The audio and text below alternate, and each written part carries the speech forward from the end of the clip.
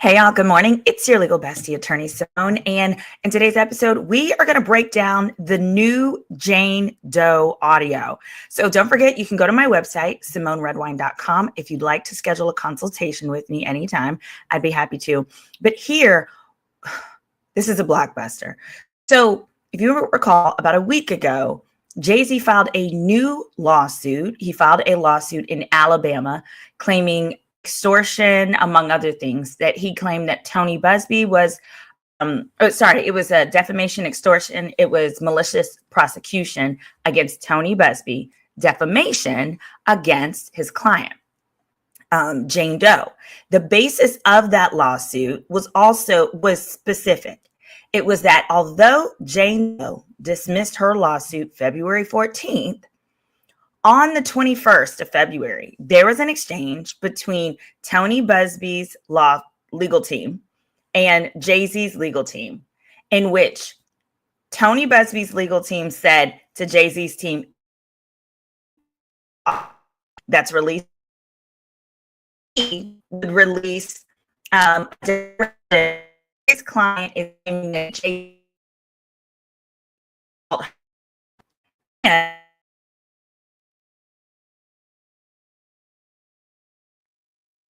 and that the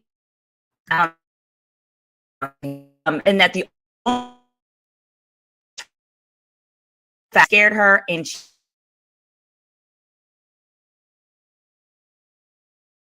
there is a California lawsuit that Jay-Z filed. Jay-Z California lawsuit first. The California lawsuit was the first one, and it was in response to Tony Buzbee basically sending a demand letter to Jay-Z for millions, saying that we will initially sue if you don't settle with us, this is going to be public. And then he filed his lawsuit initially as a John Doe, correction. Jay-Z filed as John Doe. Tony Buzbee filed the lawsuit against him without initially releasing his name, which is part of why they're claiming it's an extortion attempt. Sorry, my audio is going in and out. Let's see. Here we go. Is this any better? It should be. It should be a little bit better. Okay. Let me hold on. I know what to do. Let me switch the audio.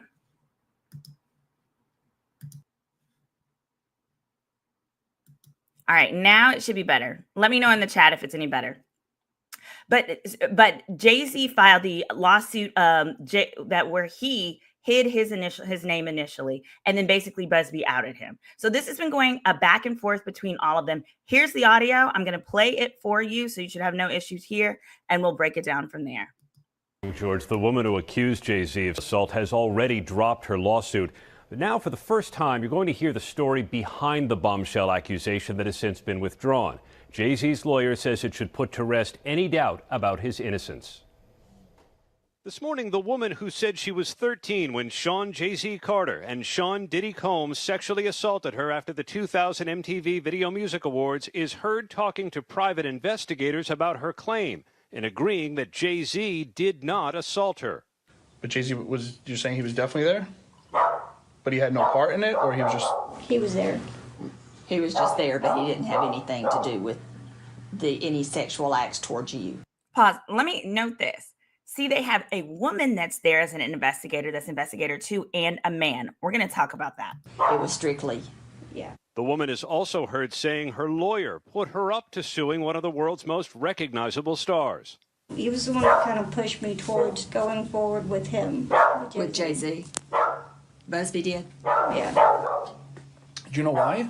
No. These goddamn dogs. Where does she live? A kennel? My Lord. ABC News exclusively obtained a minute-long excerpt of the recording made days after the woman, identified as Jane Doe, permanently dropped her lawsuit against both Carter and Combs last month. The people around Mr. Carter wanted to know what happened behind closed doors. That means he was in the middle of having to deal with losing sponsorships, endorsements, deals.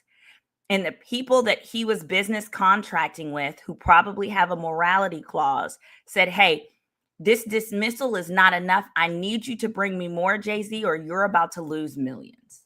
So he sent the investigators to her home investigated her and got this audio. I'm going to talk about how he was able to legally do that as well. And so they asked for her to be interviewed. The interview occurred, and the tape speaks for itself. She says, in no uncertain terms, Mr. Carter did not do this. It is effectively a lie. And the only reason Mr. Carter is even involved in this is because she was pushed to involve him, pushed to include him by a lawyer. The accuser's lawyer, Tony Buzbee, called it a blatant lie that he pushed Jane Doe to sue Jay-Z, and he sent us this recording of a phone call with his client. They say that they have you on tape denying that Jay-Z assaulted you. Is that true? No. This chick is such a liar. She's lying to everybody, y'all. Listen to this.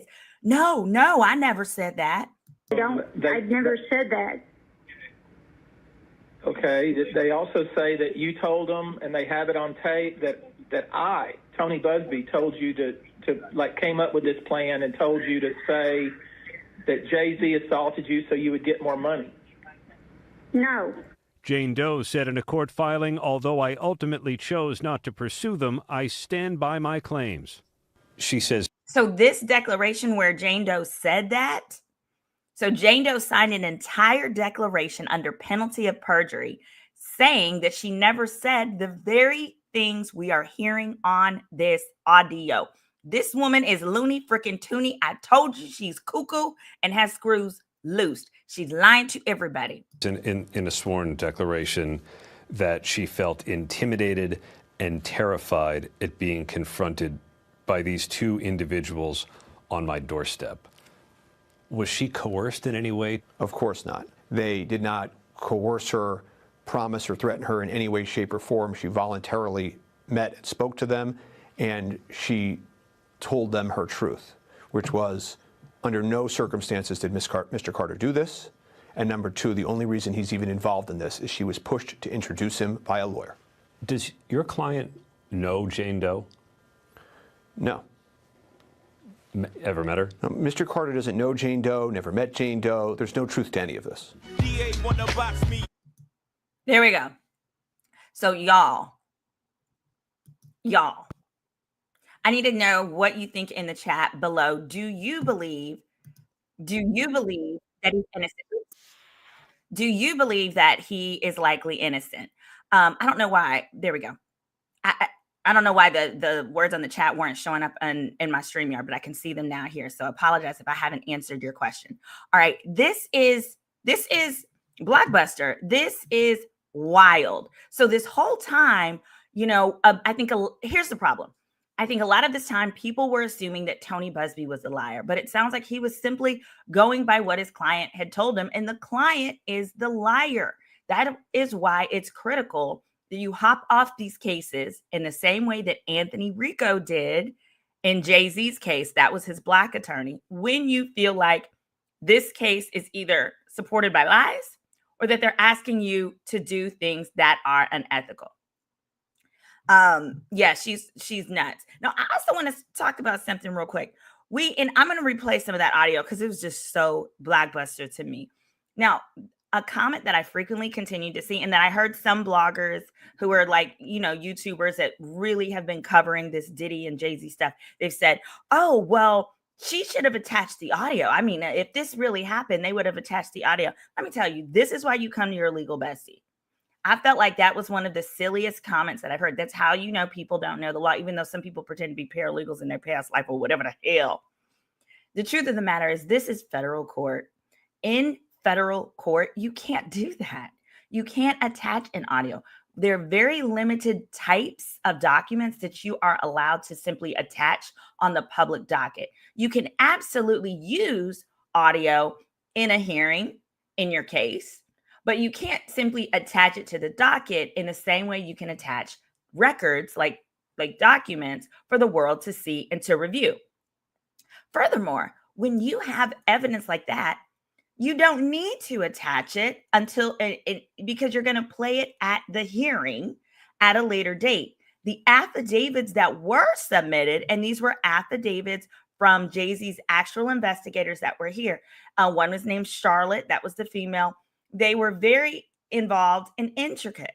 And they said everything that needed to be said. And remember, affidavits or declarations are submitted under penalty of perjury, meaning if that person was lying, she would go to jail. Potentially, she could go to jail if they chose to charge her criminally. And it's absolutely, why are we hearing Why are we hearing it if it's not going to play at a hearing? That's not what I said. I said you absolutely play it at a hearing. I said you don't upload it to the document because it ain't a PDF. You don't upload those things. You upload transcripts of those types of things because you cannot upload audio. So just to clarify that part. But it's absolutely admissible as long as you have one of the investigators that were there. None of that is an issue. Also, the whole two-party recording rule, where a crime is involved, that's out the door. So you can actually you can secretly record someone if it's related to a crime. Think about it. Otherwise, you wouldn't be able to use those to prove that someone really did attack you or assault you or whatever the heck. Jay-Z attached several transcripts to his filing. That's how you do it. You don't attach the audio. So I just wanted to clarify for those who are like, well, we wanted to hear the audio. But he did do it in this way, which is he leaked it to a reliable news source, not just TMZ. He may have given it to them too, but Good Morning America. It's a reliable one that's going to fact check both sides. And what you'll see here, which is different than how some of the bloggers do, is what Good Morning America did is before they ran the story, contacted Tony Buzbee and said, what's your response? Then Buzbee was able to submit his audio recording that he has. I firmly believe Buzbee was proceeding based on the truth as he understood it from his lying behind client, and so was Jay-Z's team. Now, another item related to this that many, I've even heard some lawyers talk about is that it was unethical for Jay-Z's lawyers to go to this girl's house that they know is represented, this woman's house, that they know is represented, and have these investigators question her. An important key thing to note is this. Number one, it wasn't Jay-Z's lawyer. If Jay-Z's lawyer had talked to her, then that's a huge problem. But an investigator can do that because although investigator is hired by your lawyer, you have the option to say no. But more importantly, this did not take place until after she dismissed her lawsuit with prejudice. That's largely how they got away with it. Because she dismissed it with prejudice, meaning she could never, ever bring a lawsuit against Jay-Z for the allegations that she made, this information was actually obtained for his new lawsuit, the Alabama lawsuit. In other words, the day in which, this was so clever, the day in which those investigators showed up against her, she, Miss Thing, was not represented by counsel because she was not involved in a lawsuit. Boom. Boom. Because the California lawsuit is Jay-Z versus Buzbee. He's not suing her. That one is still pending. The New York lawsuit, she dismissed and can never, ever bring back. And then the Alabama lawsuit, where he is now suing her for defamation, had not even been filed yet. They filed it based on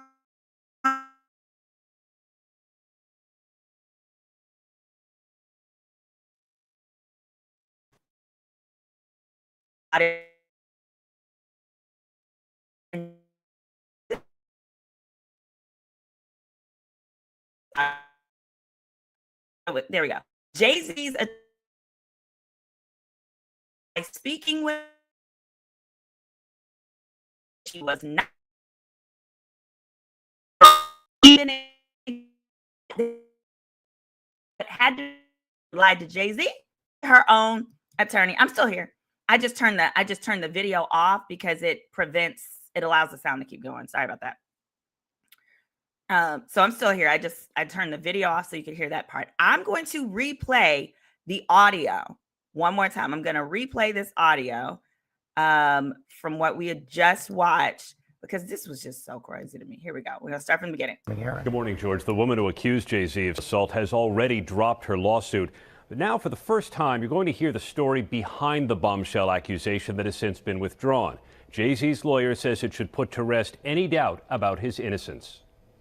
That's so true. Hold on. Little Baby 245 made a great point. Jay-Z's lawyers and his investigators found out this lady, it's in 3 other instances, had made claims of assault by other people, and all 3 of them had been dismissed. All 3 of them. So when Jay-Z says Buzbee did not do his due diligence, this is what he's talking about. When you see those things, you better double, triple, quadruple check. And it seems that Mr. Buzbee had no awareness of this. Now, also, what's really messed up, though, is in New York, Jay-Z could have gotten paid for that in New York if Buzbee had not dismissed the lawsuit. Because Buzbee dismissed the lawsuit when and how he did, Jay-Z cannot collect under New York law for that. That is why instead, Jay-Z went and filed the lawsuit that he has against both Busby and Jane Doe in Alabama federal court, because he's suing for defamation against her and then malicious prosecution against the both of them. And he both sued Busby and Busby's law firm, which means their insurance policies will kick in and pay Jay-Z millions, more than likely in the future. This morning, the woman who said she was 13 when Sean Jay-Z Carter and Sean Diddy Combs sexually assaulted her after the 2000 MTV Video Music Awards is heard talking to private investigators about her claim and agreeing that Jay-Z did not assault her. But Jay-Z you're saying he was definitely there? But he had no part in it, or he was just... He was there. He was just there, but he didn't have anything to do with any sexual acts towards you. It was strictly... Yeah. The woman is also heard saying her lawyer put her up to suing one of the world's most recognizable stars. Now, that's the allegation that I think Buzbee was most frightened about. I believe Busby's legal team called Jay-Z's and said, don't y'all release that audio, because it's going to mess with Busby's credibility to take on other cases if it's believed that he puts his clients up to this. So I think what really has gotten Busbee in trouble and got this new lawsuit filed was multiple things. It was the fact that Jay-Z had pending investors, deals, stuff that were on the table where they were wanting to pull out based on these lies from Oh Girl. And they said, we want more proof. So that's why he had to get this audio proof from Oh Girl. And secondly, that Busbee is running around saying, if you release this audio, I'm going to tell everyone she didn't dismiss because the evidence showed you didn't do it. She dismissed because you threatened her and made her feel frightened. Again, if that is the narrative, that you threatened her into dismissing, Jay-Z's losing millions.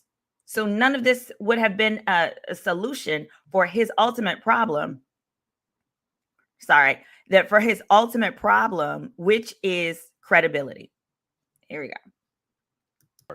He was the one that kind of pushed me towards going forward with him. With Jay-Z. Buzbee did? Yeah. Do you know why? No. Hold on.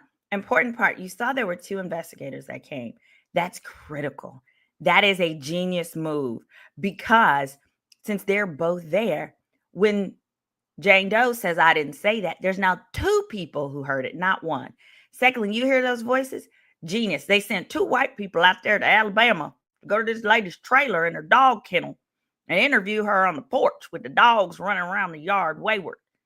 See, when you send an investigator to someone's house like that, you got to send somebody who looks like them so that they're not, in fact, feeling threatened, so that they don't feel scared. They're more likely to open the door for someone who looks like them. So I can only envision what investigator Charlotte looks like. She's probably either young. She sounds like she's probably about 50. She probably got a lot of Aquanet in her hair. She loves a good carb or 2 or 3. She drank that sweet tea. She can get over there and she can talk to her real nice and talk to her with that same little accent. So that's why that lady let her up in that house. Probably looked like a hoarder's den and told her all that business. ABC News exclusively obtained a minute-long excerpt of the recording made days after the woman, identified as Jane Doe, permanently dropped her lawsuit against both Carter and Combs last month. So after the lawsuit, people around Mr. Carter wanted to know what happened behind closed doors. And so they asked for her to be interviewed. The interview occurred, and the tape speaks for itself. She says in no uncertain terms, Mr. Carter did not do this. It is effectively a lie. And the only reason Mr. Carter is even involved in this is because she was pushed to involve him, pushed to include him by a lawyer. The accuser's lawyer, Tony Buzbee, called it a blatant lie that he pushed Jane Doe to sue Jay-Z, and he sent us this recording of a phone call with his client. They say that they have you on tape denying that Jay-Z assaulted you. Is that true? No. No. I don't. I've never said that. I never said that. Okay. They also say that you told them, and they have it on tape, that I, Tony Buzbee, told you to came up with this plan and told you to say that Jay-Z assaulted you so you would get more money. No. Jane Doe said in a court filing, although I ultimately chose not to pursue them, I stand by my claims. She says in a sworn declaration that she felt intimidated and terrified at being confronted by these two individuals on my doorstep. Was she coerced in any way? Of course not. They did not coerce her, promise, or threaten her in any way, shape, or form. She voluntarily met and spoke to them, and she told them her truth, which was, under no circumstances did Mr. Carter do this. And number two, the only reason he's even involved in this is she was pushed to introduce him by a lawyer. Does your client know Jane Doe? No. Ever met her? No, Mr. Carter doesn't know Jane Doe, never met Jane Doe. There's no truth to any of this. Ooh, there we go. Wait, I see a comment. It says, Little Baby said, to even have a settlement of any sort suggests to the public some sort of guilt. Jay-Z being this bold shuts down the naysayers. Yep. And I want to reiterate, there was no settlement. There was a dismissal. But generally, your dismissal is with the settlement. And so that's why most people assume, okay, this is dismissed because it was settled. But again, here, that was not the case. And now we are seeing why. This lady was a big, fat, bold-faced lie. I mean, she may not be fat in real life. Like, you know what I mean? She was a bold-faced lie. But the legal strategy and the execution here was top tier. I think Tony Buzbee's biggest mistake is not getting the hell up out of this case a lot sooner after Jay-Z's attorneys discovered that this lady was Looney Tooney. For me, when I saw those when I would have seen the inconsistencies in her prior legal history of charging men with assault and then having those charges dropped, and also herself having criminal charges brought against her for assaulting others, I'd have been like, no, girl, you got to go. There's enough victims out here going around for you to focus on true victims rather than these jackleg people that aren't making any sense. So again, we'll still follow. Jay-Z has the federal Alabama lawsuit where it's himself against Busby and Jane Doe. He is not letting up. He's not letting up on this because it's worth his reputation. And to that end, when you settle, like if someone has defamation insurance, or in this case, Busby has malpractice insurance, I'm not sure if malpractice will kick in when the allegation is malicious prosecution. I'll be honest there. I'm not sure. I know with my malpractice, it's more so on the, it's other types of claims. It's obviously malpractice that would kick in, and it's very narrow. But I also believe that so when you settle with insurance, it's for whatever the policy limits are. So let's say it is a policy that's 10 million. That would be the max that Jay-Z could get through the insurance.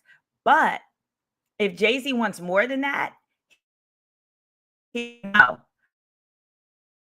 offer out of court on it. And I believe that Jay-Z would do that because his net worth and how it's been impacted and how his family has been impacted is worth so much to him that he would want like 50 million. He's going to want something big. Remember, Tony Buzbee has a plane. He has a private jet. He's got all kind of assets that could be used to satisfy some type of judgment like this. And Jay-Z has stated that he lost $20 million in deals just because of this. I think because it wasn't like with Diddy, where with Diddy, all these labels and brands publicly dismissed and distanced themselves from Diddy. Since that didn't happen here, some people have not associated that with Jay-Z, but that's exactly what happened here. And 20 million is 20 million, baby. 20 million is 20 million. So drop your questions below. Share this, share it on your Facebook, share it on your Twitter, on your socials. Share this video. And thanks for joining your legal bestie, Attorney Simone. Make sure to check out SimoneRedwine.com if you're in need of a consultation anywhere in the United States.